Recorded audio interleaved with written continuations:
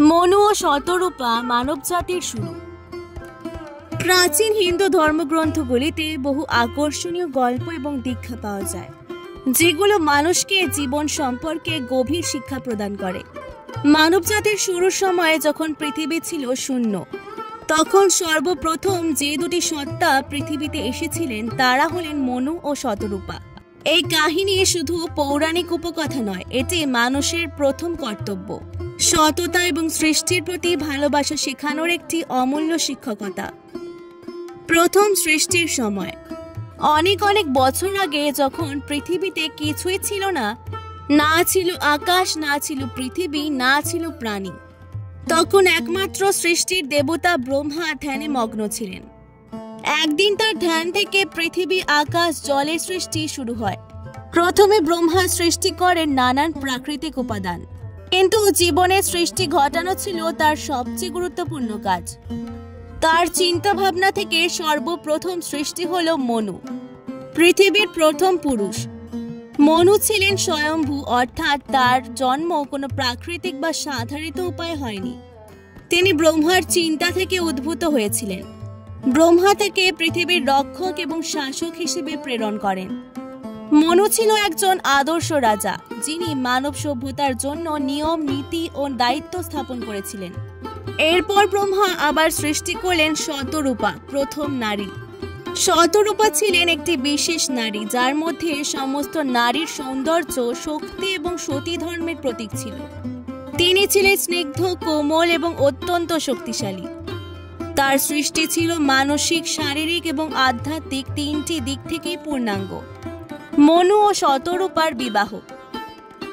মনু ও শতরূপা প্রথমে একে অপরের সাথে দেখা করেন এবং দ্রুত তারা একে অপরের মধ্যে গভীর ভালোবাসা ও শ্রদ্ধা অনুভব করেন।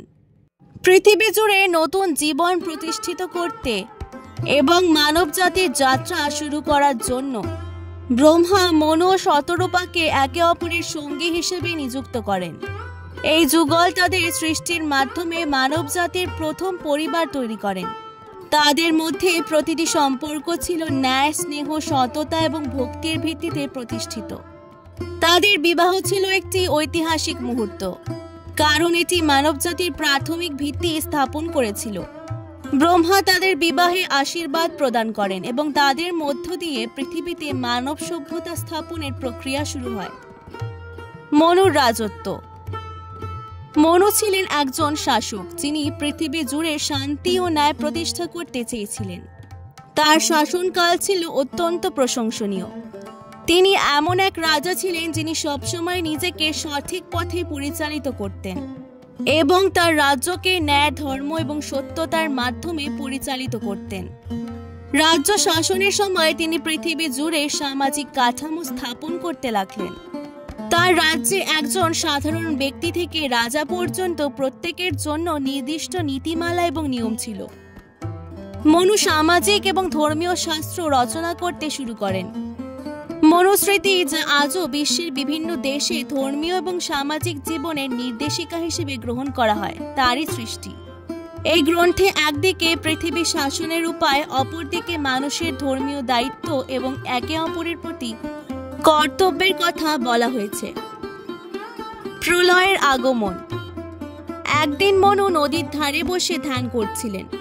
হঠাৎ একটি ছোট মাছ তার কাছে এসে বলে, রাজা মনু, মহাপ্রলয় আসছে, যা পৃথিবীকে ধ্বংস করে দেবে। তবে আপনি যদি আমার পরামর্শ মেনে চলেন, আপনি এবং আপনার পরিবার রক্ষা পাবেন। মনু প্রথমে মাছটিকে খুব সাধারণভাবে দেখলেন, তবে মাছটি আবার বলল, রাজা, আমি ভগবান বিষ্ণু। আমি পৃথিবী রক্ষার জন্য এসেছি। মহাপ্রলয় শীঘ্রই আসছে। আপনি যদি একটি বিশাল নৌকা তৈরি করেন এবং এই নৌকায় আপনার পরিবার, ঋষি, প্রাণী এবং পৃথিবীর বীজগুলি রাখেন, তবে আপনিও আপনার পরিবার রক্ষা পাবেন। মাছটির কথায় মনু অবাক হয়ে যান এবং তার কথা মতো এক বিশাল নৌকা তৈরি করতে শুরু করেন। তিনি তার পরিবার, ঋষিদের বীজ, গাছপালা এবং প্রাণীদের বীজ সংগ্রহ করতে শুরু করেন। মনু জানতেন এটি কেবল পৃথিবীর পুনর্নির্মাণ নয়, এটি তার কর্তব্য ছিল। ভগবান বিষ্ণুর মৎস্য অবতার মহাপ্রলয় শুরু হয় এবং পৃথিবী জলের সাগরে ডুবে যেতে থাকে। ভয়াবহ বজ্রপাত এবং প্রবল বৃষ্টিপাতে পৃথিবী তলিয়ে যায়। তখন ভগবান বিষ্ণু মৎস্য অবতার বা মাছ রূপে এসে মনুর নৌকাকে টেনে নিয়ে যেতে শুরু করেন। বিষ্ণু তার মাছ রূপে নৌকাকে সমুদ্রে ভাসিয়ে নিয়ে যান এবং নিরাপদ স্থানে নিয়ে আসেন। এইভাবে পৃথিবী জলের সাগরে ডুবে যায়, কিন্তু মনু এবং তার পরিবার, ঋষি, গাছপালা ও জীবজন্তু রক্ষা পায়। নৌকা যখন নিরাপদ স্থানে পৌঁছায় তখন প্রলয়ের সমস্ত ধ্বংসকর্ম থেমে যায় এবং পৃথিবী আবার নতুন করে সৃষ্টি হওয়ার প্রস্তুতি নেয়। এই সময় মনু এবং তার পরিবার এক নতুন পৃথিবী শুরুর জন্য প্রস্তুত হতে শুরু করেন। নতুন পৃথিবী। প্রলয়ের পরে পৃথিবী আবার সজীব হয়ে ওঠে। মনু এবং শতরূপা তাদের সন্তানদের সঙ্গে পৃথিবীতে নতুন জীবন প্রতিষ্ঠা করেন। তারা প্রথম মানবদের জন্ম দেন এবং মানুষের সমাজ, সংস্কৃতি এবং ধর্মের ভিত্তি তৈরি করেন। মনু এবং শতরূপার মাধ্যমে মানব জাতির পুনরুত্থান ঘটে এবং পৃথিবী নতুন করে সাজাতে শুরু হয়। বিশ্বের সমস্ত প্রাণী, গাছপালা এবং জীবজন্তু আবার সৃষ্টি হয় এবং মনু এবং শতরূপা তাদের সন্তানদের মাধ্যমে নতুন জীবন প্রতিষ্ঠা করেন। মনু সমাজের শাসক হিসেবে তার আদর্শ কার্যক্রম শুরু করেন এবং শতরূপা পরিবারের দায়িত্ব পালন করতে থাকেন। পৃথিবীতে আবার মানবজাতির বিবর্তন শুরু হয়। মনুস্মৃতি এবং মানব জীবনের শিক্ষা। মনু তার সৃষ্টির অভিজ্ঞতা থেকে মনুস্মৃতি নামক একটি পবিত্র গ্রন্থ রচনা করেন। এই গ্রন্থে মানুষের কর্তব্য, অধিকার এবং ধর্মের বিষয়ে বিস্তারিত বর্ণনা রয়েছে। মনুস্মৃতি শুধু সমাজের নিয়ম কানুন নয়, এটি একটি ধর্মীয় গ্রন্থ যা মানবজাতির নৈতিক দিকগুলোকে তুলে ধরে। এই গ্রন্থে মনু বলেছেন, একটি সমাজ তখনই সঠিকভাবে কাজ করে যখন প্রতিটি ব্যক্তি তার দায়িত্ব যথাযথভাবে পালন করে। একজন পিতা, একজন রাজা, একজন নেতা এবং একজন সাধারণ মানুষ সবারই নিজেদের কর্তব্য রয়েছে। একে অপরের প্রতি দায়বদ্ধতা, শ্রদ্ধা এবং ভালোবাসা মানুষকে প্রকৃত সুখ ও শান্তি এনে দেয়। শেষ কথা, মনু এবং শতরূপা শুধু প্রথম মানব নয়, তারা ছিলেন সৃষ্টির আদর্শ।